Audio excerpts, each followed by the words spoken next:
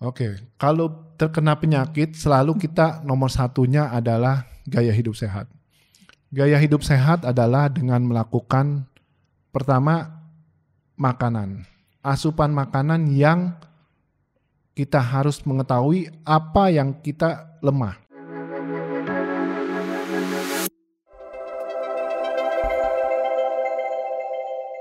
Halo sahabat Betsaida, welcome to Betsaida Hospital YouTube channel. Tahukah Anda bahwa penyakit jantung koroner adalah penyakit yang menjadi pembunuh nomor 1 di Indonesia?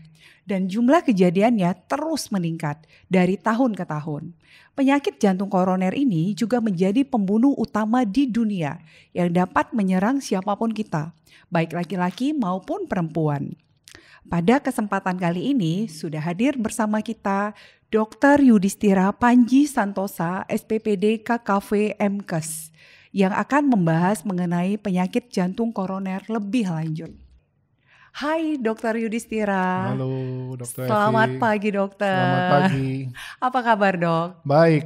Baik, Ya. luar biasa ya Ya. dok ya. Baik dokter, sebenarnya apa sih dok penyakit jantung koroner itu? Ya, memang penyakit jantung koroner adalah penyakit jantung yang disebabkan karena kelainan koroner. Koroner itu adalah pembuluh darah yang memberikan makan ke jantung. Penyakit jantung koroner ini memang penyakit yang pada umumnya atau paling banyak lah yang kita dapatkan pada penyakit jantung. Dan penyakit jantung koroner ini menyebabkan angka kematian dan kesakitan yang tinggi. Kalau ada penyakit jantung koroner yang orang bilang ada sempit di pembuluh darah jantung atau aliran darahnya nggak sampai katanya, ada kurang kata dia. Nah itu namanya penyakit jantung koroner. Oke. Baik dok, jadi di antara semua penyakit jantung itu penyakit jantung koroner yang paling banyak gitu ya dokter ya. Baik dok, selanjutnya dok, siapa saja sih dok yang bisa terkena penyakit jantung koroner ini dok?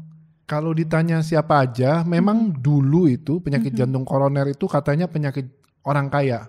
Jadi katanya orang yang sakit jantung sakit orang kaya katanya. Sekarang beda, penyakit jantung itu bisa mengenai semua. Mohon maaf, biarpun orang kaya, biarpun orang miskin, biarpun dia laki-laki, dia perempuan. Dan sekarang dulu katanya penyakit jantung koroner pada orang tua. Sekarang juga terkena pada orang muda. Dok, muda itu seberapa yang dibilang? Kalau dulu kan orang tua katanya di atas 60 tahun atau gimana. Sekarang orang yang di atas 20 tahun pun ada terkena penyakit jantung koroner. Jadi memang kita mesti waspada ini. Oke, baik dokter. Semakin menarik nih sahabat Betsaida. Jadi semua dari kita itu bisa ya dok ya. Kalau dulu informasinya penyakit orang kaya, tapi sekarang ya mau dari kalangan manapun ya sangat mungkin untuk menderita penyakit jantung koroner ya dok. Dari segala usia juga ya dok ya. Tidak hanya orang tua, tapi juga sahabat muda ya. Jadi buat kita semua sahabat Betsaida tetap harus waspada. Oke, semakin menarik ini dokter. Karena berarti saya juga rentan dong dokter ya. Termasuk salah satunya ya dok ya. Oke dokter. Nah selanjutnya gejala dan tanda-tanda penyakit jantung koroner itu apa saja dokter? Ya memang gejala dari penyakit jantung koroner yang paling kita takuti adalah nyeri dada. Pertama itu nyeri dada. Kedua dia mungkin sesak napas atau cepat lelah. Kemudian ada yang gangguan irama, misalnya dia pingsan atau berdebar-debar. Dan gejala itu biasanya terkena kepada orang yang mempunyai faktor risiko. Orang yang berisiko yang mana dok? Tadi kan bilang bisa kena semua. Ya pertama laki-laki memang lebih sering daripada perempuan. Kemudian orang yang merokok. Kemudian orang yang ada kolesterol tinggi. Orang yang ada kencing manis. Kemudian ada keturunan, ada sakit jantung. Kemudian orang yang ada katanya penyakit ginjal lah, ada yang lain lah. Jadi dia punya faktor risiko. Dengan ada faktor risiko, ada gejala tadi, kita takut ini penyakit jantung koroner apa bukan. Makanya kalau ada faktor risiko, kemudian ada gejala tersebut ya cepat berkonsultasi supaya kita tidak kenapa-napa. Nah gejala itu juga dibagi dua. Yang pertama akut atau tiba-tiba. Yang kita orang bilang serangan jantung. Nah serangan jantung kan tiba-tiba langsung nyeri dada. Tiba-tiba cepat lelah. Tiba-tiba pingsan. Nah itu gejalanya akut atau serangan. Atau juga kronis. kronis itu pelan-pelan. Jadi pelan-pelan dia nyeri dada. Kalau jalan makin lama makin cepat nyeri dada. Sekarang nyeri dadanya makin lama makin sering. Contohnya gitu. Atau yang kronis itu dia cepat capek. Biasanya saya naik tangga 2 lantai kuat. Tapi sekarang 1 lantai udah ngap banget. Atau tiba-tiba deg-degan terus. Dok, saya biasanya nggak cepet gini detak jantungnya. Sekarang gerak dikit detak jantungnya cepet. Atau malah yang berubah detak jantungnya pelan. Dok, kok saya tiba-tiba pingsan mulu gampang. Dan terakhir yang gejala yang sedikit juga, yang sering juga terjadi adalah orang seperti sakit mah. Jadi kalau kena ulu hati bolak-balik minum obat mah bolak-balik nggak sembuh, itu ternyata penyakit jantung koroner juga bisa tersebut. Makanya kalau orang nyeri ulu hati tapi punya faktor risiko, ya biasanya kita akan evaluasi penyakit jantung koroner itu ada apa tidak. Baik dok. Ternyata ya ada fase akut, ada kronis gitu ya dok ya. Nah buat sahabat Bethsaida, nah kita tinggal memilih nih. Kita mau taunya tiba-tiba kalau akut berarti kan serangan ya dok ya. Nah kita kan tidak mau menunggu serangan dulu ya sahabat Bethsaida. Jadi ya pada saat misalnya mulai ada gejala ke arah nyeri dada, terus mudah lelah ya dok ya. Ya tidak ada salahnya sahabat Bethsaida untuk melakukan screening terlebih dahulu. Seperti tadi Dokter Yudhistira sampaikan. Kita screening, kita check up dulu, lalu apabila memang ada gejala ke arah sana baru nanti saatnya untuk berkonsultasi ya dokter ya. Ya kita juga mesti aware karena kadang-kadang kita juga nggak tahu tubuh kita tuh gimana.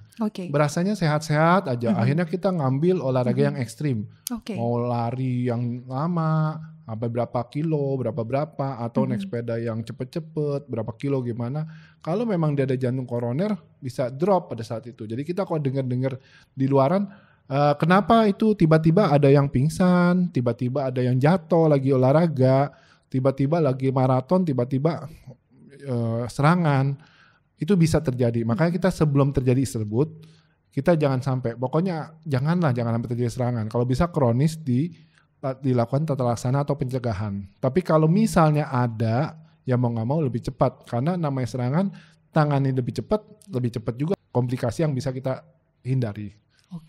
Baik dok. Ya terlebih kepada sahabat Bethsaida yang memiliki faktor resiko tadi ya dok ya. Kolesterol, terus diabetes, perokok, riwayat keluarga juga punya penyakit jantung. Punya darah tinggi. Nah, itu dia semua. Kalau memang umur ya jangan ngomong ya. Makin umur makin banyak ya kita takutnya risikonya makin ada. Tapi ya sekarang yang muda pun nggak berumur udah ada yang serangan jantung, yang punya jantung koroner. Kenapa? Karena angka kegemukan makin banyak. Jadi kalau dievaluasi secara kesehatan nasional itu angka obesitas atau kegemukan makin meningkat. Terus masyarakat yang konsumsi buah sama sayurnya juga menurun. Masyarakat yang merokok meningkat. Jadi namanya ini kita dapat namanya riset kesehatan dasar tuh, riset dasar dilakukan dievaluasi. Ternyata di Indonesia hal-hal tersebut makin banyak sehingga kita mentakutkan risiko itu makin muda. Akhirnya orang muda pun kena serangan jantung. Ya dokter. Jadi ya saat ini resiko itu semakin meningkat. Betul. Ya dok ya. Dok, jika terkena jantung koroner itu komplikasinya atau dampak yang ditimbulkan itu sejauh mana dokter? Ya, jadi pertama komplikasi itu kita lihat secara komplikasinya satu secara penyakit. Penyakit pertama dia bisa menyebabkan sudden cardiac death atau dia kematian mendadak. Itu paling kita takuti. Kedua, dia bisa serangan jantung yang tadi dibilang. Kalau serangan jantung ya mau nggak mau akhirnya jantungnya luka, akhirnya jantungnya tidak berfungsi dengan baik lagi. Ketiga, gangguan jantung menyebabkan jantungnya lemah. Kan jantung gunanya untuk memompa darah ke seluruh tubuh. Karena dia lemah, akhirnya jantungnya tidak bisa memompa, akhirnya orangnya sesak napas, kakinya bengkak. Kemudian bisa juga yang tadi gangguan irama. Dok, kalau gitu mah nggak apa-apa dok. Kita mesti lihat gangguan secara non medisnya. Non medisnya apa? Dengan adanya gejala tersebut, orang tersebut menjadi tidak efektif. Orang tersebut menjadi beban, baik beban keluarga maupun beban masyarakat. Misalnya dia kalau jalan sedikit nyeri dada, jalan sedikit cepat lelah. Terus apa yang terjadi? Akhirnya dia menyuruh keluarganya. Akhirnya dia meminta bantuan orang lain. Jadi meminta istrinya atau meminta anaknya suruh ngapa-ngapain. Nah itu non medisnya. Tapi non medis yang lain apa? Biaya. Dengan adanya sakit jantung tersebut biayanya tinggi. Kalau orang bilang kan sakit jantung biayanya mahal. Akhirnya jadi timbul biaya-biaya baik rawat jalan maupun rawat inap. Dan kalau ada prosedur tindakan seperti pasang ring atau bypass kan memerlukan biaya yang lebih tinggi. Makanya supaya kita tidak mencegah komplikasi kayak gitu, ya kita lakukan pencegahan supaya tidak terjadi jantung koroner tersebut. Baik dokter, jadi komplikasi terberat itu sampai sudden death ya dok ya. Nah pada saat sudden death ini ya kita sudah tidak bisa melakukan pertolongan apa-apa. Betul. Seperti itu ya dok ya. Dan itu ya pastinya sahabat Bethsaida tidak mau sampai terjadi sudden death baik kepada kita ataupun kepada keluarga kita, orang-orang terkasih di sekitar kita.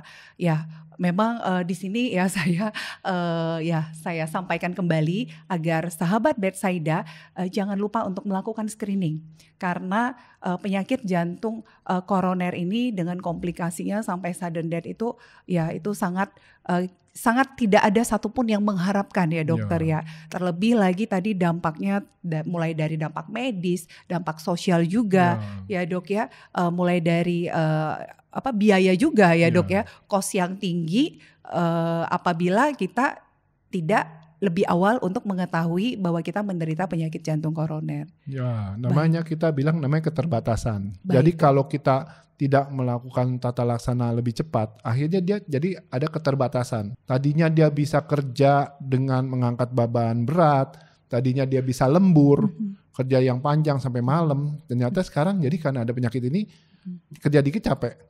Jadi dia nggak bisa angkat berat. Kerja dikit capek, akhirnya aduh lembur nggak bisa, tugas luar kota nggak bisa. Kenapa? Saya capek, saya nyeri dada, dia takut. Jadi akhirnya dia terdapat keterbatasan. Baik keterbatasan dalam aktivitas sehari-hari, terus kemudian tidak efektif. Apalagi kena orang muda, akhirnya dia tanda kutip nggak bisa mencari nafkah seperti biasa dan menjadi beban keluarga dan masyarakat akhirnya. Baik dok, jadi tidak efektif dan quality of life-nya ya menurun, dok ya, betul. Jadi menurun ya dok ya. Baik dok, selanjutnya dok, apabila kita terkena penyakit jantung koroner, kita harus bagaimana dokter? Oke, kalau terkena penyakit selalu kita nomor satunya adalah gaya hidup sehat. Gaya hidup sehat adalah dengan melakukan pertama makanan, asupan makanan yang kita harus mengetahui apa yang kita lemah. Contoh, kita punya kencing manis. Kalau kencing manis berarti hindari manis-manis, karbohidrat jangan terlalu banyak. Kalau kita punya darah tinggi, kurangi asupan garam. Kalau kita ada kolesterol tinggi, kurangin makanan berlemak, goreng-gorengan atau yang terlalu banyak lemak. Sehingga kita tahu bahwa apa yang harus kita hindari. Dan tiap orang beda. Jadi kalau ditanya, kamu begini, tiap orang beda. Jadi jangan disamaratakan. Kadang-kadang ada orang ngomong gimana kita turutin, beda. Tiap orang beda dan semua orang unik. Jadi kalau ditanya kalau dietnya apa, diet tiap orang berbeda. Gaya hidup sehat dengan asupan makanan kita jalanin. Olahraga yang dianjurkan oleh dokter dijalanin. Jangan diem terus nonton TV, tiduran terus, akhirnya nggak gerak. Akhirnya kalau namanya penyakit jantung koroner jadi tambah berat. Kemudian stres dijauhin. Kalau stresnya tinggi terus jantungnya capek, deg-degan terus akhirnya boros. Boros sama tapi akhirnya jantungnya gampang terkena serangan atau capek jantungnya. Jadi kita melakukan gaya hidup sehat dulu. Yang kedua, selain gaya hidup sehat, mesti gimana? Nah tadi kita konsultasi dengan dokter. Akhirnya dokter tahu penyakit jantung koronernya ini ada sumbatan benar apa enggak. Kalau ada sumbatannya tinggi atau sumbatnya kecil sekali, ya itu kan mesti tindakan. Kalau dia tidak ada sumbatan yang kecil atau sumbatannya biasa, kita akan kasih obat encer darah. Jadi darahnya diencerkan, akhirnya aliran darahnya lancar. Dan produk yang menyebabkan sumbatan tersebut adalah kolesterol. Nah, dokter biasanya memberikan obat kolesterol dengan target kolesterol yang lebih rendah daripada biasanya. Kemudian dievaluasi yang tadi, sumbatannya tinggi apa enggak. Dok dibilang tinggi berapa? Misalnya di saluran jantung itu ada sumbatan lebih dari 70%. berarti kan dia tinggi. Nah itu kita harus melakukan action. Jadi dilakukan pemasangan ring atau dilakukan bypass. Kalau misalnya 50%, 30% ya darah masih bisa lewat. Tapi kalau udah 70% ke atas, kadang 50% kalau di pangkal-pangkal, mau nggak mau dilakukan tindakan action yang dibilang pasang ring atau bypass tersebut. Namanya tindakan revaskularisasi. Dok, ini menarik sekali. Untuk tindakan tadi dok, kapan saatnya kita memilih bahwa ini memang harus dipasang ring atau ini harus bypass? Karena kan kalau ngomong operasi pasti kita takut ya dok ya. Ya memang gini, jadi pertama saya ulangi yang tadi, kalau sudah melakukan pemasangan ring atau operasi bypass, kadang-kadang orang lupa. Akhirnya gaya hidup sehatnya hilang lagi. Artinya apa yang terjadi bisa kembali lagi. Habis dipasang ring, nanti dipasang ring lagi. Habis di bypass, kemudian di bypass lagi. Habis di bypass, operasi, habis itu pasang ring lagi. Bisa bolak-balik. Misalnya habis dilakukan tindakan dia ngerokok lagi. Dia tidak jaga kolesterol lagi. Dia tidak jaga gula lagi. Akhirnya bisa dilakukan tindakan lagi. Nah itu dokter juga melakukan decision itu apa pasang ring atau bypass juga dari sana. Contoh, misalnya kalau misalnya mampetnya banyak, terus dia punya faktor risiko kencing manis, terus dia orang muda, jadi kalau operasi itu bagus. Kita lakukan operasi bypass. Tetapi kadang bilang, dok mampetnya banyak, kenapa dilakukan pasang ring? Ya tergantung, kalau misalnya dia untuk faktor risiko untuk operasinya berat. Contoh misalnya dia orang tua, punya gejala stroke sebelumnya, punya gangguan ginjal, jantungnya lemah sekali. Jadi kalau waktu dilakukan operasi kan untuk angka mortalitas atau angka survival dengan waktu operasi itu gak baik. Akhirnya dilakukan pemasangan ring. Biasanya memang kalau idealnya pemasangan ring itu kita nggak pada tempat-tempat tertentu yang penting, yang urat-urat tertentu yang penting. Tetapi kalau memang terpaksa mau nggak mau kita bypass. Dan kadang-kadang orang kalau lagi serangan jantung, ya kita nggak bisa operasi langsung. Jadi kita mau nggak mau pasang ring dulu. Jadi benar-benar kondisi itu dokter yang akan mendiskusikan dengan keluarga mana yang terbaik. Memang secara terbaik A, B, C kita akan berikan option. Memang kalau memang namanya manusia, kondisi-kondisi tertentu bisa terjadi. Tapi kalau kondisi yang biasanya bypass itu terpilih jika satu, kalau dia mampetnya banyak, dia ada faktor risiko kencing manis, yang dimana kencing manis itu bisa menyebabkan mampet ulang di cincin, kemudian orang dewasa muda, dan orang yang tidak akan menjalani komplikasi pada operasi. Misalnya jantungnya kuat, kemudian dia tidak ada gangguan ginjal, kemudian dia tidak pernah kena stroke, contohnya kayak gitu. Nah itu kan survival operasi bagus. Kita nggak mau operasi, tentunya malah jelek. Tetap kita akhirnya pilih yang terbaik buat pasien-pasien kita. Luar biasa Dr. Yudhistira penjelasannya dok. Saya lupa tadi, saya mau menjelaskan dikit. Pasang ring itu apa sih dok? Kadang-kadang kan bingung orang awam.